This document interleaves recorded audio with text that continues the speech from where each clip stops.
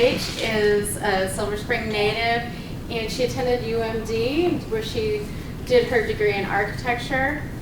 And her work has been featured in Homes and Gardens magazine. Mm-hmm. Yes. And Better Homes and Gardens. And Better Homes and Gardens. Mm-hmm. Yeah. And in the Post, in Fine Home Building, and on HGTV, lots of books. HGTV as well. So she's really really well regarded in her profession, and has done some stunning work that makes it more age appropriate. She lives here with her husband in Silver Spring, and she has 2 grown daughters who are also doing awesome stuff, and all graduates or students. Yeah, they're Blairites and Blair. University of Maryland kids. Great. Well, I'll turn it over to you then. Okay. We'll get started Great. with professional secrets for aging in your own home. Thank you. So yeah, I've been doing this since I graduated from Maryland in 1982. And I worked for about 10 years with firms all around. And then in 1992, I had my first child, and I decided I wanted to work out of my house so that I could raise her as well. So that was always a challenge, but they turned out great, and I was much happier. So why age in place? I think probably the most convincing argument is that it's comfortable. And from my perspective, I think living in your own home is really powerful. I think that all your memories are there. You probably raised your kids there. I find it to be like it's like a member of the family. Your home is so much a part of you. And so I think there's a really wonderful thing to be able to stay there for as long as you possibly can. Other reasons why is it's really expensive to live in assisted living, more and more so. And a nursing home around this area costs probably $100,000. It's really just exorbitant. One of the things that I like about this graphic is that it says that they expect by 2030 that there'll be 111 million people over the age of 65. That's a lot of people, and housing all those people in assisted living facilities would be hard as well. So it makes sense to alter our homes to sort of pick up the slack. One of the things that I am not very convinced in the graphic is that it defines aging in place as the ability to live in one's home and community safely, independently, and comfortably, regardless of age, income, or ability level. And I think independently is a very relative term. I think it depends on how severe the disability is. How I got involved in thinking about this was how most people get involved in thinking about this when it happens to you, or in my case, when it happened to my parents. And I saw their world shrinking. And it's very hard to watch when they can't do a lot of the things that they used to be able to do. And so, as an architect, I'm trying to figure out how to change their world so that they can continue to enjoy it and not feel so much like that piece is cut off.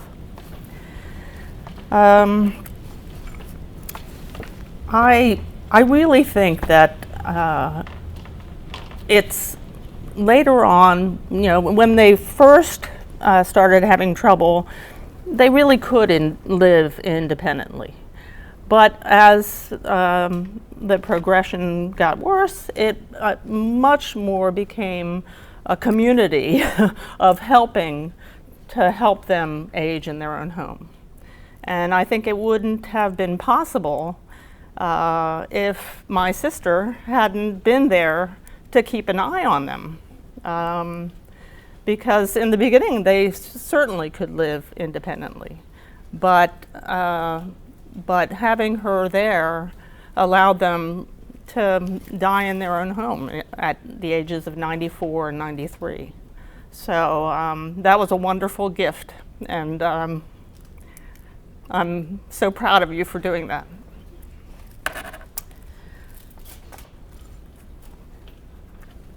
So this is my parents' house.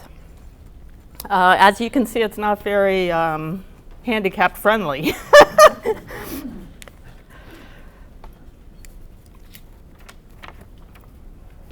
My mom was a professor of art history at the University of Maryland. And her visual world was really important to her. And they had sort of talked about going to Riderwood. They were on the list. You know, they paid their $1,000 and got on the list. But I really didn't feel like they wanted to go, that they just wanted to stay in their home. And there came a point when, you know, they had to really decide. My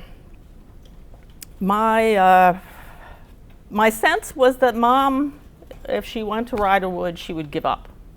She would just die. You know, she'd say, you know, I guess my life is over. And I couldn't see her doing that. And I think my dad would probably have been much more able to handle the move. But they were so close. If something bothered her, he would be upset too.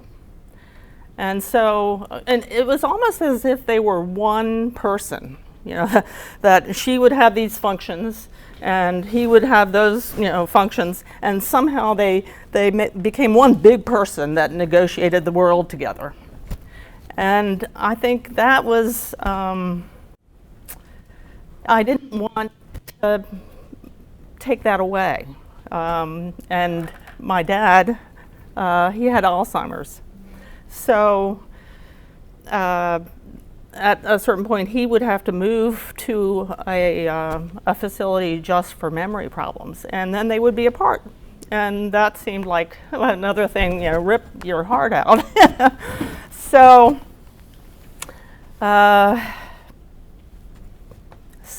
it just seemed more and more clear that they needed to stay in their house and take care of each other. And I lived a mile away. Ellen lived with them, and we somehow cobbled together a way of helping them age in place. This is their house from the front and the side, and they loved living there. One of the problems with most homes around the area is that they're kind of high above grade. They want to keep the snow and the rain and everything out. So it's much, you know, you're going to have a few steps up into the house. So I suggested, well, how about if you move into a first floor bedroom? And there was a half bath that was attached that we could expand so that it was a you know, more of a handicapped accessible bathroom. And they both absolutely hated that idea and were not happy that I suggested it. Then I suggested putting on an elevator in their home. And only Dad hated that idea, so I was making progress. I wrote an article for the Washington Post about this process, and you can still get it if you Google the article. Let's see. It was June 15th, 2015. Yeah. And what we ended up with was, the requirement that my mom put forth was that it had to be big enough to have 2 walkers, a bench, and 2 people. So that's a big thing that you're not going to be able to fit inside the house without taking up a whole room. So so I thought, oh no, it's going to be this big slab of a structure on the outside of the house. So the best I can do is sort of tuck it away in the back corner and sort of hope to try and make it disappear a little. But it didn't disturb the 2 front and side elevations, which they lived on a corner. And so I think that was really pretty successful. And they had that elevator for 10 years, and it made the main 2 floors totally accessible for them, which was huge. And it didn't shrink their life. That they could really do all the different things that they used to do, except that they wouldn't use the stairs. And so it was really a great solution. Can you point out where the elevator is on the picture? Oh, yes, certainly. See what a good job you did tucking it away? Okay, so this is the elevator. And then these are steps. One of the things, people don't realize that it's not a one-size-fits-all type of thing. You have to really ask questions. And, I had thought that we should do a ramp rather than steps. And my mom said, no ramps, because when she was going down ramps, she felt like she would tip over with her walker. And so, the job of the architect is to really listen and see how you can solve the immediate problem and hopefully future problems. So she and my sister sort of came up with this idea of having long, low steps so that you could, put your walker, then step up, put your walker, step up. And that was much more palatable to her than a ramp. To get in the back entrance. Yeah, so the back entrance was the closest to grade. Wasn't at grade, but it was closest to grade. And then, of course, their driveway was there. So it really allowed them to go in and out until maybe the last couple years when that was very hard too. Were those steps low enough that it would be easy for someone to lift a wheelchair? Yes, we ended up doing that. And that was a really big thing. You would have to go backwards, and you just pull them up. But it served both purposes. If the step is too high, that is really hard to do for a non-strong person like me. What did it cost to add the elevator? What? What was the cost of adding the elevator? Gross. Yeah, well, it was $85,000.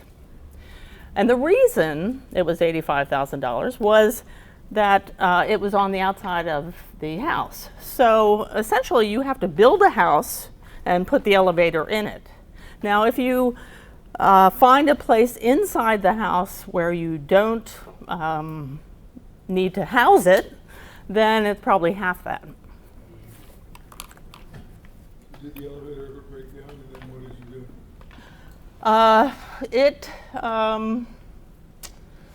I think there was one power outage where it did break down. But luckily we were on speed dial with the elevator company, Premier Lifts, and they came right out and fixed it. So they really, there was only maybe one day that they couldn't use the elevator. But they're designed so that it stops on the top floor, so that if you're up there and you go into the elevator, it automatically goes to the bottom floor, so that in an emergency you can get out. Doesn't We need also power added in a a valve sense. surge protector to Yeah. keep it from blowing the motherboard. Right. I didn't hear the question. Mm-hmm. We also added a whole house surge protector to keep it from blowing the motherboard, and that made a huge difference. Yeah.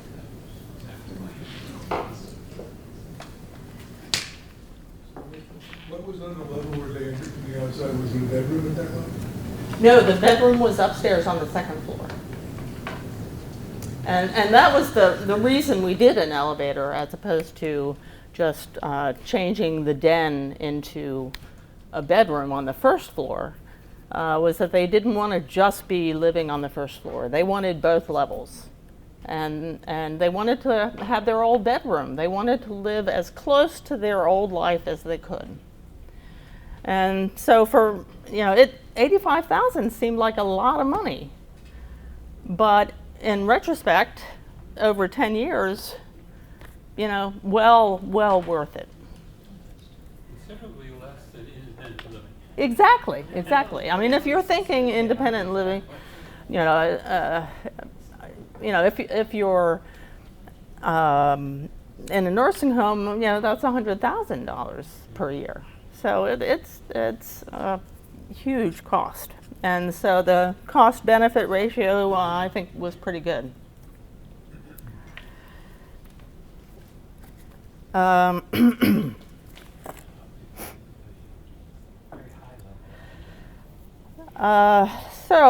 Another project that I did that really helped me sort of understand some of the lessons of aging in place was for a family in Greenbelt.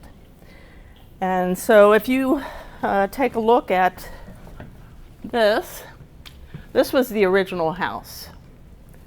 And it was a split level. And, the intention of a split level is that instead of having, like a regular house is going to have a main floor and a basement, the intention is to sort of come in at the middle, and so that both seem more like main floors.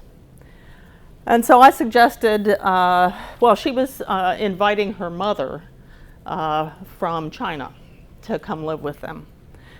And so I said, you have all this space on the lower level, and it's a nice lower level. You could, have a whole mother-in-law suite. And the daughter said, which I thought was just priceless and wonderful, she said, no, that would be disrespectful. That in China, you can't, have your parent move below you. That would be, a slap in their face. And so, it has to be over from us, not under. Even though it really ended up almost at the same level as the lower level, from a respect standpoint, it was not how she wanted to invite her mother. She wanted to invite her mother as an equal. And I think Westerners could learn a lot from that.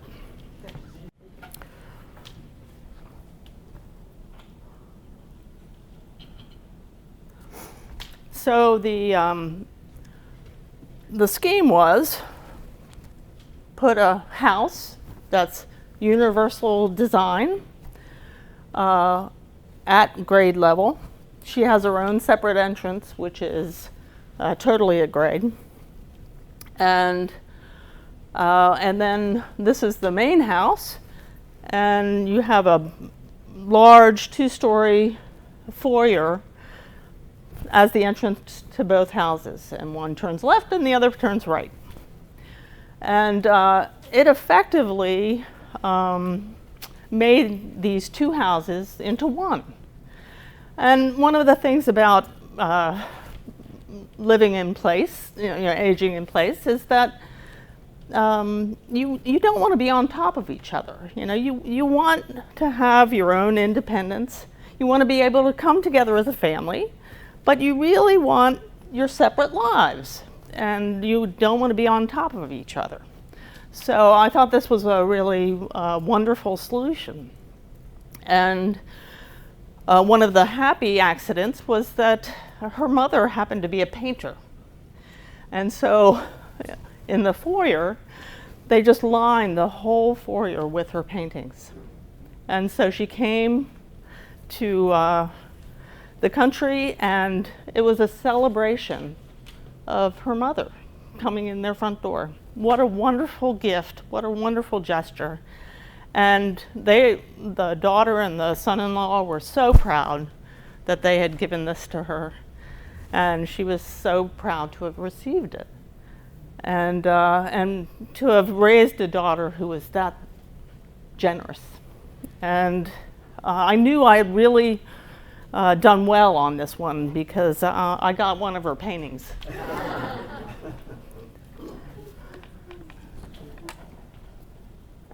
Oh, actually, I should point out that there were stairs up to the main house.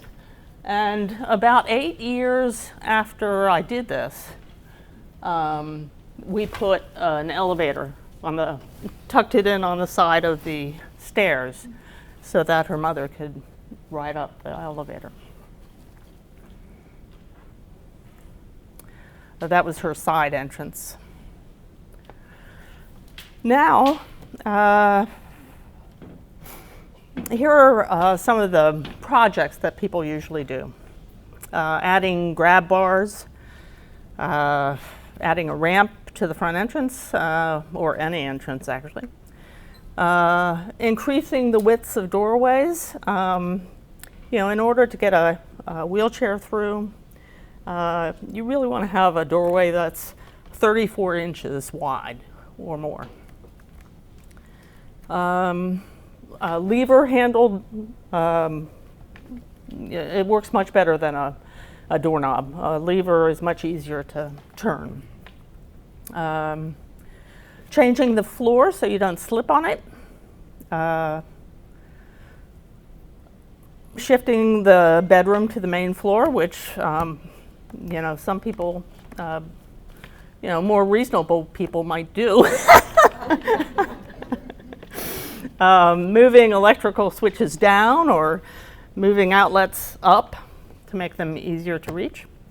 Lowering countertops so that you can, a lot of the things in universal design are things that make it easier for everybody. It's, everyone in this room at some point is going to be handicapped. That's just the way it is. That's life.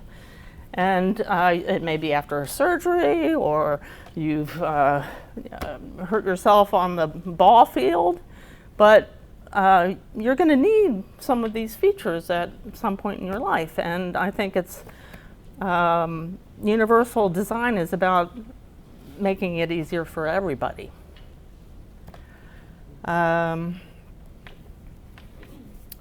And adding a personal alert system. Now, that was another thing that I totally didn't convince my parents to do. We bought one for them, and they, even in their 90s, they said, that makes us look old. So that was not a pretty picture. What specifically is a personal alert system? Like a button that you can. Something you wear. Yeah. You have to remember to put it on. Yeah, exactly. I was hoping that they'd design one that looks like a Fitbit or something, so that it doesn't scream that, oh, this is an alert system. So, yes. Yeah, you had mentioned, I think, something about changing the floors so less slippery. Yeah. I'm kind of curious, what would you do? Well, if you had a bathroom that was shiny marble, or you might do something with a tile that has some grip. Whoever designed marble and granite floors, should be shot.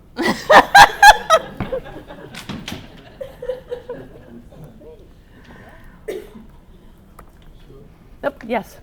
We have something on our floors, they're ugly, but they're easy to get from the hardware store.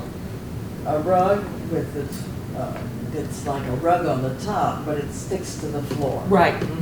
And it's homely as hell. I mean, you can't call it decorative Yeah. triumph, but you don't see it. Yeah. You just don't see it. Yeah. We had, anywhere we had rugs that would sort of curl up on the corners, we taped them down too. Yeah. And you got rid of those? Yeah. Uh-huh. Yes. And so in my house, we have 4 half floors. How do you get around the half floor? Say that again? It has 4 half levels rather than 2 levels. The east half, the top floor is the east half of the house, and next floor down is the west half, east half, west half. He lives in a split level, one guy. Right. Is yours a split foyer or a split level? Mhm. I think his is a split level, I've been there. Yeah. It's like my house. Yeah. So, I mean, actually, that second one was a split level. So, you know, you could have one lift to take you to all the floors. You know, one elevator to take you to all the floors. There's really no way around it other than that. I've been thinking about this myself. So. Okay. Yeah. Moving into somebody else's house. Yeah. My Yeah. father was complaining because they were having knee problems, and that every time he wanted something that was on another level, they had 5 levels, and it wasn't split. So someone offered them a lot of money, and they decided, okay, we'll try living in an apartment. We've never done that. So they rented an apartment, and the owner didn't want to sell. Eventually, a unit like there's only 8 in the whole complex, was up for sale. They bought it 2 years ago. And I thought that their apartment was accessible, kind of was accessible. But this one, apparently the owner was in a wheelchair. So everything was, I mean, their bathrooms were retrofitted, and they had wrap-ups along all the walls, and and a lot of built-in cabinets, so they didn't have things out that people might trip on. Right. It was just amazing how they did it. Yeah. We remodeled our bathroom because pipes broke, and when we did it, it was on the main floor, and I said a 2-bath, bathroom and a shower bathroom. We broke it down into a powder room that's not accessible, but right next to it is a fully accessible bathroom. And we made sure the floor tiles had texture in it. Yeah. We also put in a bench because my husband and my kids, and even I, have been injured, and this way you can soak body parts. We had a tub, you could put a chair over. The only thing that happened was when the door was so big. It looked so big, the entrance to the door.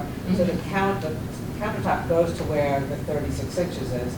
But we actually have the beam, but we narrowed it to have a standard door that all anyone would need to do if they needed to have it the full accessible width, is to take out the second beam and just put it in, replace the door. Right. I mean, that doesn't cost much at all. Right, Very right. easy. Yeah, widening doorways is not that huge a deal. Right, but everything, and they have some switches that are low and some that are high, Yeah. so Yeah. it's everything. Yeah. So technology, wonderful. You know, the idea that you can have a motion sensor and walk into a room and the light turns on. I mean, I think that works for everybody. You have a faucet that you touch and you don't have to turn anything. You know, I think that we are coming to a stage where technology is really helping us live easier lives. You know, you can just get a smart plug and you can tell Alexa to, you know, turn on the lights. You don't have to do any retrofit. You just put in the smart plug, plug a lamp to it, and you just tell her to turn on the light when you come in. It's really wonderful, and I think it's better for everyone. You know, here are some sort of retrofitted ramps into houses. In new construction, of course, you can, you know, make a sill that's flush, that's the real goal, is to make a flush entry. But it depends on how high your floor is to grade. You can do some changing the grades so that it is gradual to get rid of a few steps. But that's something where an architect can come in and really study the problem and see how to make it as flush as possible. Kitchens are really important areas where it's helpful to have two different counter heights, one for the person standing and one for someone sitting. And from my perspective, being the design girl, I kind of think this is too jumbled up. It's too many highs, lows. From a design perspective, it looks sort of clunky and messy. But I think good universal design often just looks simple, like, oh, of course you do it this way. So I find these much better examples where you just don't put a cabinet below the countertop so that you can roll a wheelchair underneath it. You have wider areas up here where, if you have a 4-foot wide area between the cabinets, it's very easy to negotiate with a walker or a wheelchair. Yes. Oh, I just want to mention my mom is 90, she'll be 91 in a couple of weeks. Yay! And the nature of her cooking has changed so much that actually removing a lot of items that she used to cook with when she was feeding 6 kids became important. And there's enough there that if her adult children want to celebrate a holiday in her home, we can still use the kitchen. Right. But taking out a lot of stuff was important. Yeah. And helping her be candid about the stuff she kind of had a romantic attachment to and the stuff she would actually use. Yeah. That took several years. But it's true that getting rid of things was like losing weight. It was like it made her free because now she has a place that is useful for her now, not back in the 70s when she had a nest of baby birds. What were some of the main things that were removed? The wall oven, getting a really good microwave, getting just one small oven, just one small oven. She kept the 4-burner stove, probably doesn't need it, but relying on more appliances. And now she she buys chopped vegetables, or my sister chops them. So the prep area is just not as large. And then moving things off the top shelf was really important. Yeah. So those are. Because Mom still likes to step on stools, which for me is nerve-wracking. Yeah. It always seems like when I'm home, she needs to show me how she can step on stools. And I'm very proud of her and very anxious. I don't want her up there. But that was a learning process for all the generations. And a talking process. Yeah, It's very exactly. emotional. You have to be very compassionate, I think, helping people go through it. Exactly. I think this is, a really elegant solution. You just take out the cabinets that are underneath that countertop. You have a microwave up here that is low, and you just open the drawer and take stuff and put it on the counter. Very simple, and what I found is that these microwave drawers, everyone loves them. I mean, they are in mainstream use now.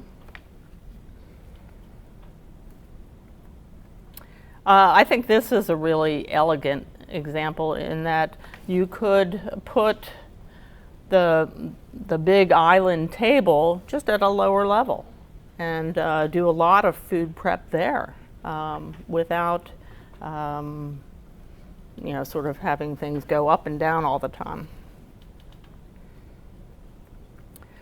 Bathrooms are a really common issue that we run into a lot. And this is like a standard bathroom that is in every Silver Spring house, in every house in the country, really. And so if you want to renovate that into a more handicapped friendly bathroom, really all you need is just about 2 feet extra in length so that you can have a 5-foot wide by 5-foot long shower that you can roll into. You can have grab bars all along. You have one of the things in ADA accessible buildings, a 5-foot turning radius is what you need for a handicapped, for a wheelchair. And it works for walkers as well. And so just by, that 2 extra feet of space, it really becomes fully accessible. And then you can have grab bars around the toilet, maybe cut out around underneath the sink so that you can get closer to the sink. Have the, if I were doing this, I would slope the floor to the end and have a linear drain so that all the water from the shower and everything goes to that linear drain. And then if you had radiant floor heating underneath the floor, that warmth would evaporate any moisture that's left over. So it just sort of takes care of the wet problem right away.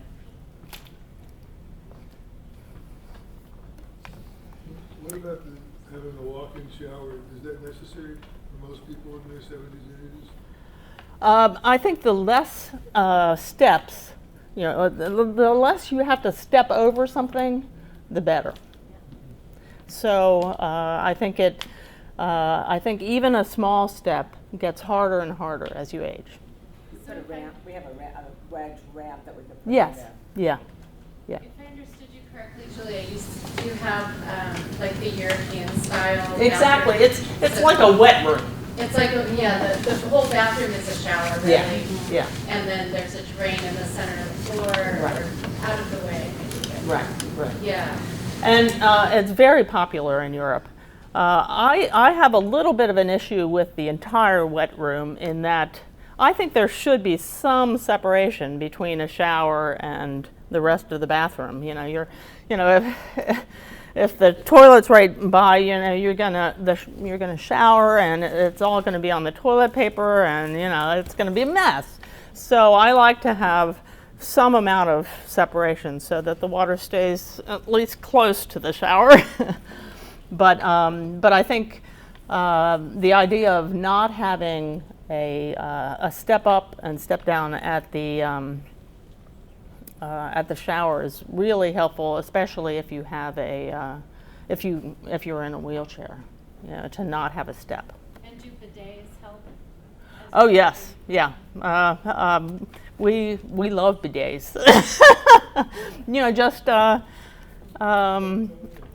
Anything that just makes it easier to live, and I think it's better for everybody, not just for people who may need it. The other thing I should remind you is that grab bars don't necessarily have to be ugly. It doesn't have to make your house look like it's an institution. I think that's one of the big worries, and they're now designing grab bars that are really nice and sleek, and they sort of blend in, and you can choose finishes that go with your finishes. My personal favorite is Kohler has a Purist line of grab bars that are just beautiful, and so why wouldn't you put them all around the house if you need it? What was the name of the Kohler line? Purist. Purist. Okay, here's a question I have wondered about your 2 bathrooms. If you have the shower that's already tiled, Should somebody good be able to drill in there and get the grab bars on without breaking them if you have no extras to replace them with? Yes. They should. Yes. Okay. And Do now, you have to do it over the studs? yes, you have to do it over the studs, otherwise it's just going to come out. Right. Yeah. But you can find the studs through the tire. Yeah. Well, it's quite easy. You can go along and find where the studs are with a stud finder. Yeah. And then you just place them where you need to place them. The other thing is if you're renovating it, I personally would take all the walls down and put plywood behind your sheetrock or Durock, because then if you decide later that, I really need a grab bar here, you can just do it into the plywood and not have to get into the walls of the house. So it makes it easier for future renovations. Because often it's a process of learning and finding out where you need something to help you. Yes? Gentlemen, I have a relatively small house that I could afford finally when I bought it. But the rooms, most of the rooms are so small. Upstairs, there is no wall next to the door to be able to expand the doorway. And it's like bathroom doors practically sharing a hinge with the bedroom door. And the bathroom is walk in, back out. Right. And and I wouldn't know where to put an elevator. Right. And even if I put it outside, well, it would go into one of the bedrooms upstairs, and you'd have to negotiate to the other one. Now, there's the possibility that you could do away with the trim. Often there's trim around the door that if you did a more modern detail, you wouldn't need that trim, and that would give you a few extra inches. So there are ways to even modify when it's that tight. And also the kitchen's beautiful if you have one of those islands. Right. But my kitchen is so small. Yeah, exactly. Mine too. Here are some examples of showers and tubs. Whoops, I got tangled. So, I think this one's kind of funny in that they put wood floor here. I think it should be all one surface, but, who am I? I'm not their architect. Then they, cut out below the sink, so that's more accessible. The shower's in the middle of the room. But I think this would be more effective if it really read like it was one room. This is a shower I did for someone who was not didn't need a handicapped accessible shower, but it was you have a bench here. I thought it would work really well because you have a bench here, you have a higher shelf here, so that sort of acts as the grab bar. You have lever handles, nice wide turning radius. I think just doing things simply and so that it looks like it wasn't a retrofit. Here, nice big shower with the bench on the side. This is a wet room situation, cut out under the sink. I think going more towards that European idea of wet room is excellent. Are your slides available anywhere? No. In fact, I guess I could put them, but yeah, exactly.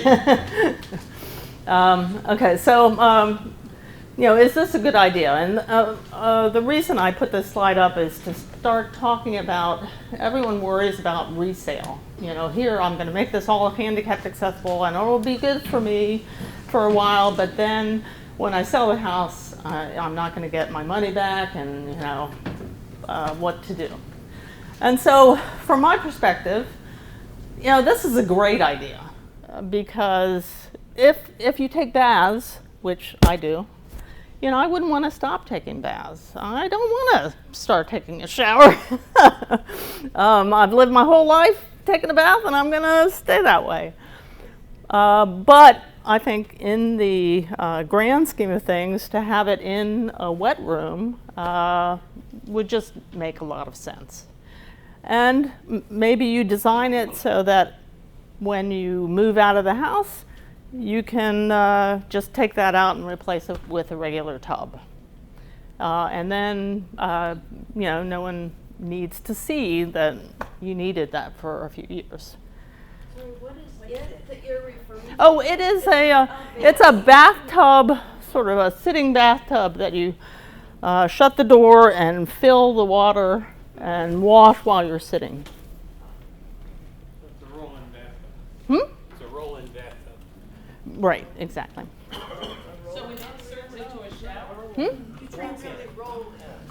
Oh, well, yeah, there is a step into it, but it I always looked at these and I thought, oh, I'm sort of an absent-minded person, so I thought, oh yeah, I'm gonna open this and the whole water is gonna go whoosh, and you're gonna need a wet room, but I'm sure they have some control that you don't open it up. I have one, and the door opens forward, so that the water, the pressure against the door. Ah, smart. Brilliant. Yeah, very It smart. doesn't look like that one is that way, but it's a good Yeah. way to have it. Yeah.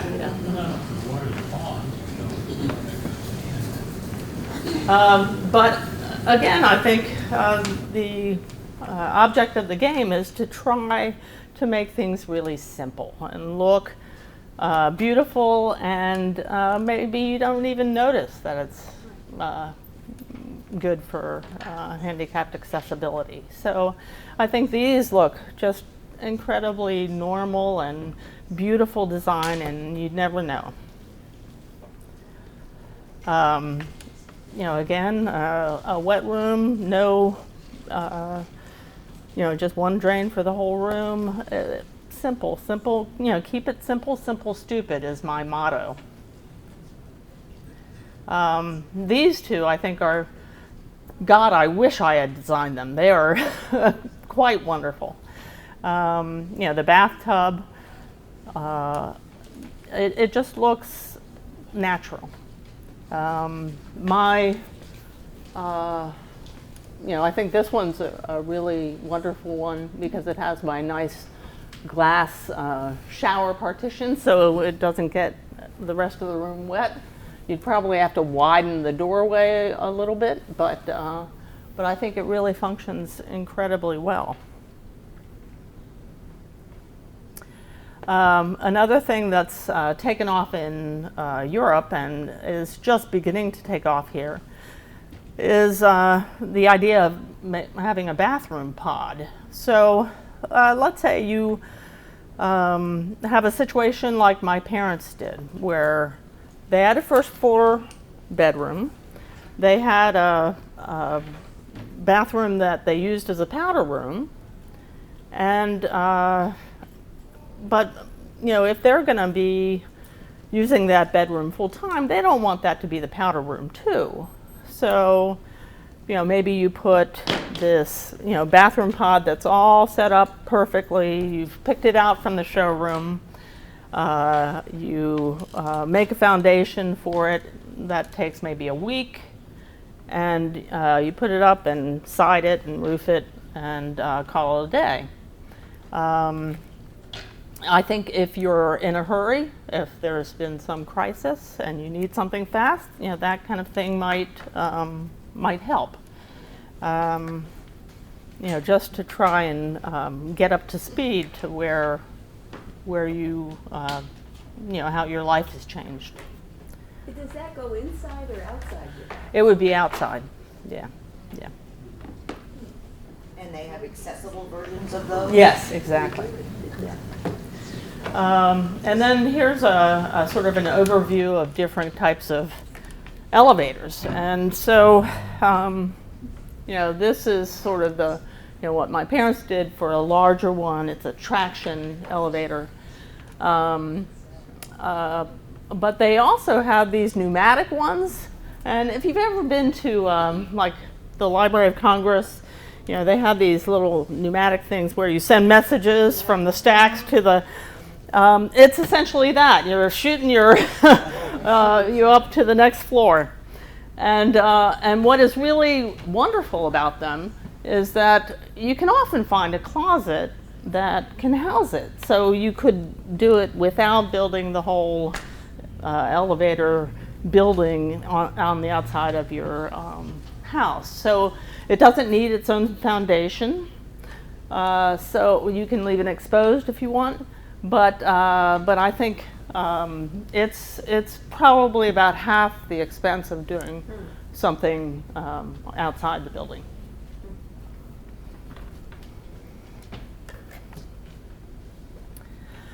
And then ADUs, accessory dwelling units, or as my sister would say, granny pods.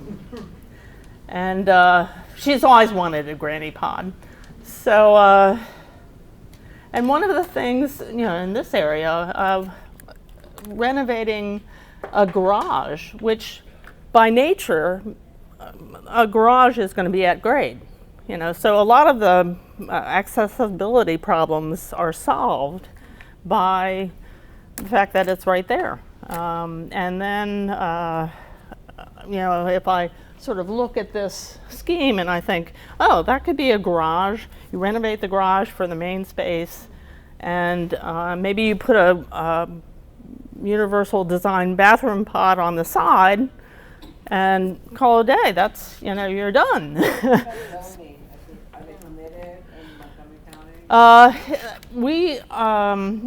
really depends on, yeah, where you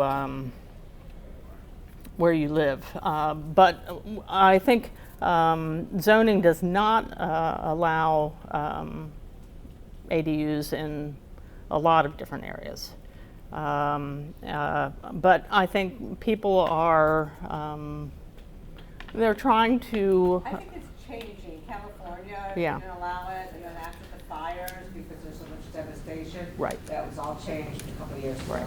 And I think it's moving in the direction of allowing them, but it's not there yet. I think that, but again, from my perspective, it is a really nice solution in that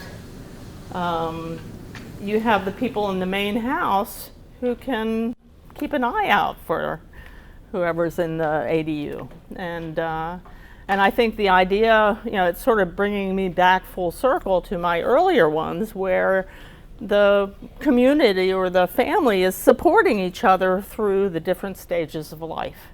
And it seems like such a logical and healthy solution. Most, you know, other countries have this where you're going to take care of your parents when they get to a certain age, and it's much more of a community of supporting each other, and that is what we need. We need to understand that sometimes you need help, and other times you give help, and don't be afraid of it. That's really important. I'm speaking from a handicap point of view also, but it's so important that you try to do what you can. Yeah. Exactly. Try to help you. I want to do it myself. I want to be able to feel, and you have to respect that. Yeah. You can't just say, okay, I'll just walk alongside me. If I fall, stand me up, but let me just do it. Exactly. You're not always going to be around. Yeah. You know. They can't be. Oh, I'm so sorry. Well, I've been handicapped for, oh God, since I'm 67 now. I was handicapped when I was like 19, 20 years old. And I was paralyzed and blind. I got that back. But I still have residual disabilities, but they've gotten a lot better because I've taken charge and figure out what my body needs. And when I find out that people help me, and I love that, but I want to be able to do it myself. There's a certain, and I imagine when you get older, when you were saying this, I said this is exactly how I felt. Yeah. Yeah. You have to be able to do it yourself a little bit if you need help. Somebody's right there. That's awesome. But I think a big part of that is the respect. You know, my Chinese mother and her daughter, they were showing each other respect in giving help and receiving help, and I think that's what it's all about. There you have it. Any questions? Thank you. Thank you. I know this isn't available, but maybe it would be helpful for everybody to do your website if they wanted to go and look and see. Yeah. I assume some of this is on Yes, the yes. website. Yeah. So do you have your website? Yes, I actually have cards that have my website on there. If you want to take, it's an easy one to remember. Caswell Daitch at gmail.com. So feel free to take one of the cards. Oh, I Your didn't realize email, you also your have website. Yeah. articles here, so there's more here if you want to look on your way out. I didn't realize that was it. Great. Any questions? Good for questions? So we asked along the way. Were there any extra questions? Yeah. Well, so right now I'm 66. How do I know what I'm gonna need when I'm 76? Or should I be planning for that? You don't? We can't hear your questions. I said, right now I'm 66, or at least this weekend I will be. And how will I know what I need when I'm 76? How can I plan for it? You don't. I think you just, I think there are certain things that just make, I actually think you should plan it now. You should make your doorways wider. You should think about if you had a disability, what would be hard? What might change your life? I think it's important to think about that when you're fully mobile. You know, it's hard when there's been a crisis and you really need that right now.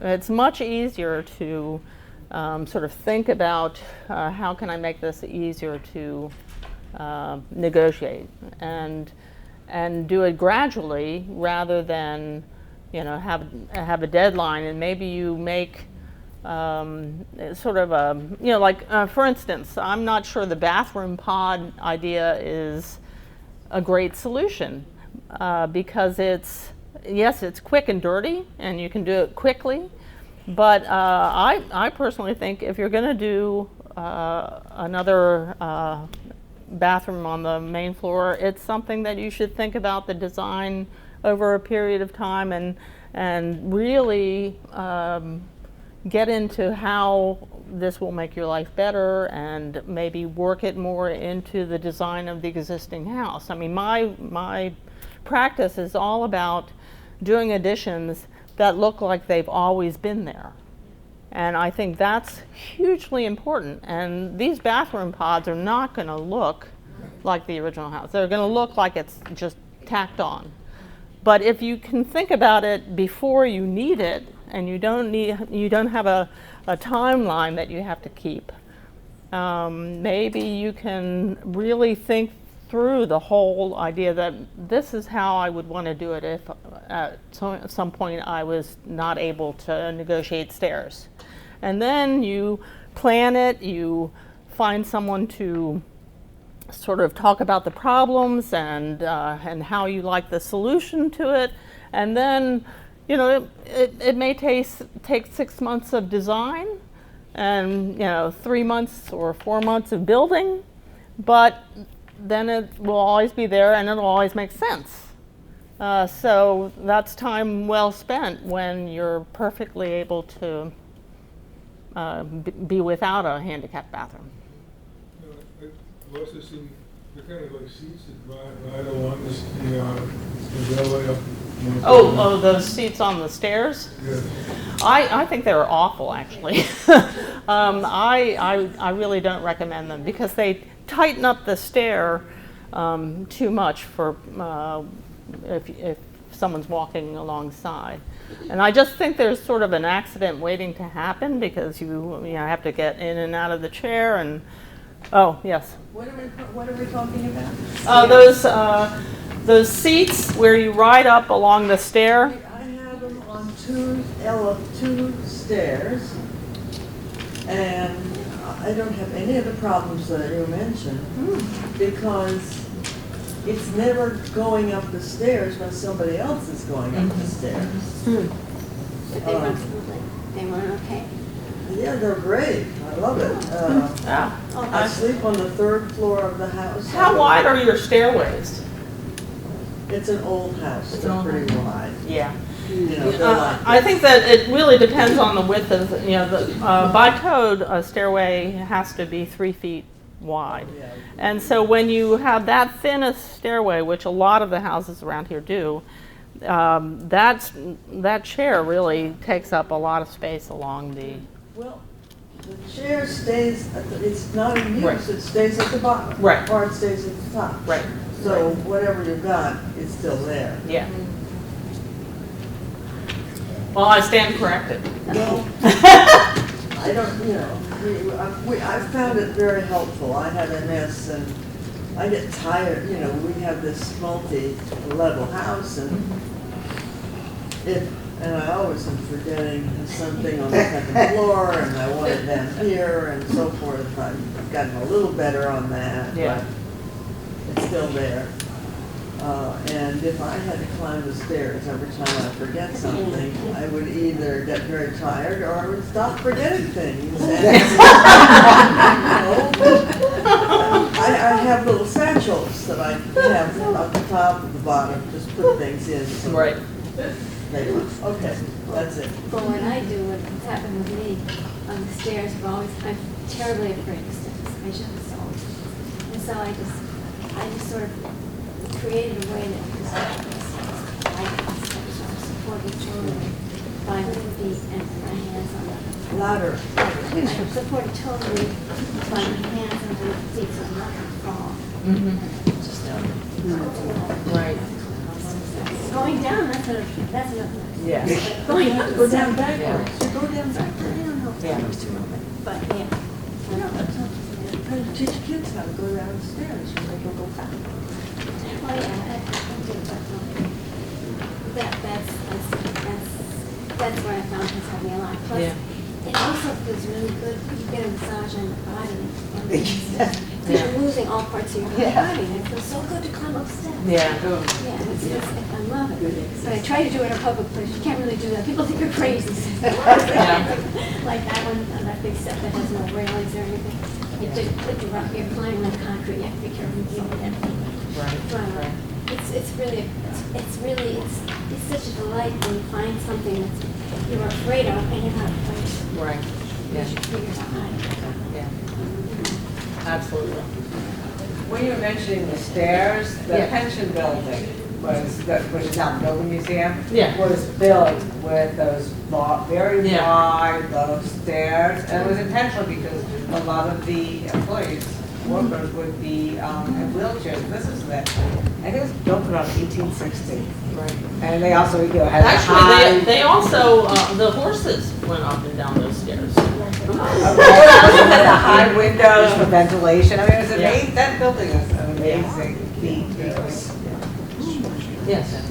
Yeah, I was curious, you were talking about doing, planning kitchen and bathroom models to have,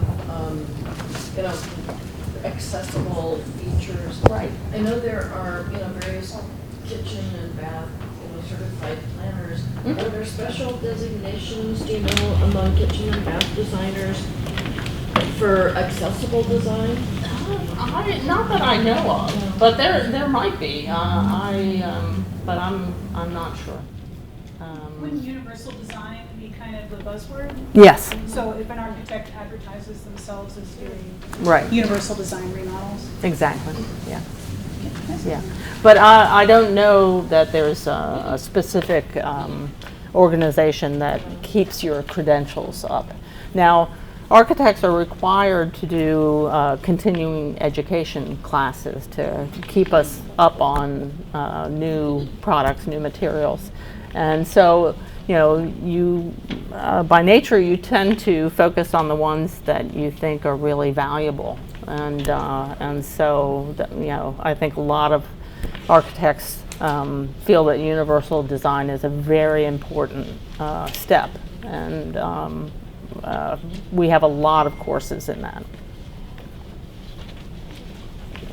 When my folks were in their 70s, some joint replacements, a broken upper leg, certain kinds of things that required convalescence. My mom actually couldn't convalesce in the home because the doorways were narrow and because there were little steps and thresholds that were tripping hazards. So those changes, I mean, I'm only 54 now, but when we remodeled our house, we got rid of all the thresholds. Yep. And we made the doorways 30 inches wide, which is huge, because you might just be in a portable wheelchair for 3 weeks. Right. But that means a caregiver, adult child, or someone you have to hire can actually help you in the home. Whereas if it's too tight, you won't be in your home for those precious weeks. Exactly. And any change you make now, you get to experience the joy of wide doorways. Yeah. and no threshold. Right? Exactly. Just step into the room without stubbing your foot. Yeah. And then you're ready, right? Yeah. So those seem like very low-hanging fruit, as they put it, Yeah, right? exactly. Not a big design project, Yeah. and yet something that helps you get started. Yeah. Well, thank you so much for coming out.